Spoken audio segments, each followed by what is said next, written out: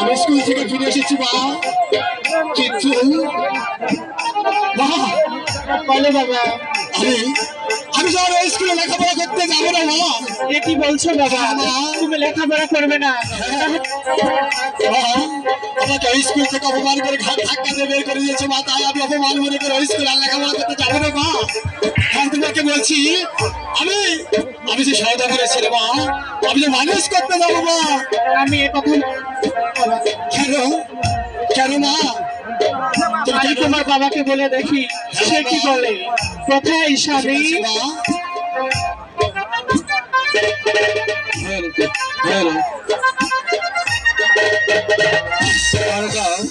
আমি তোমার ছেলে আর লেখাপড়া করতে চাই না, সে তো বাণিজ্য যেতে চাই। স্বামী তুমি লেখাপড়া করতে চাও না, তাহলে কি করতে চাও বাবা?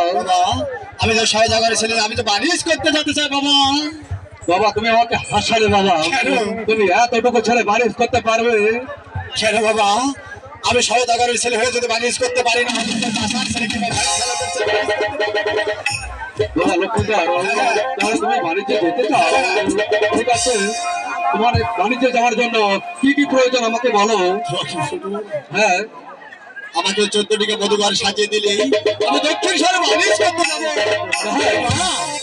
বলো বাবা।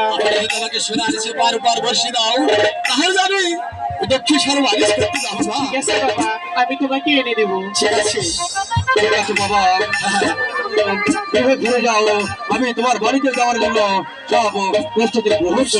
বলছো বাবা? ঠিক আছে বাবা, ঠিক আছে বাবা, আমি গিয়ে ফিরে গেলাম। ঠিক আছে। ছেড়ে দাও। স্বামী আমার বাবা সোনা লক্ষ্মীদার বাড়িতে যেতে চাই, বাড়িতে যাওয়ার জন্য যা যা প্রয়োজন আমরা সবই দেবো। ঠিক আছে, ঠিক আছে স্বামী।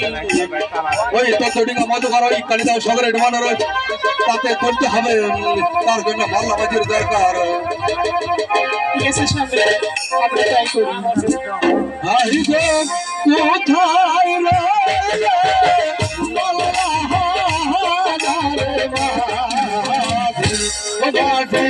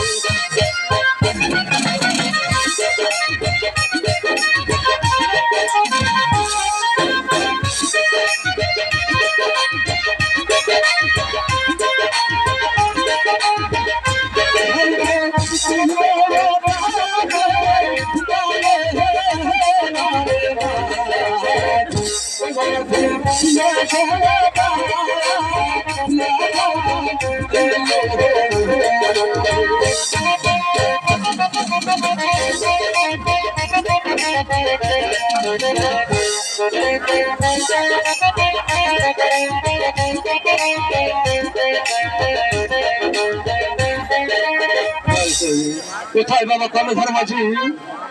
এই তো আবার কি জামা দেখেছে, তবে একটু আনন্দ করতে করতে যায়, একটু ভালো দিয়ে রে ভাইয়া।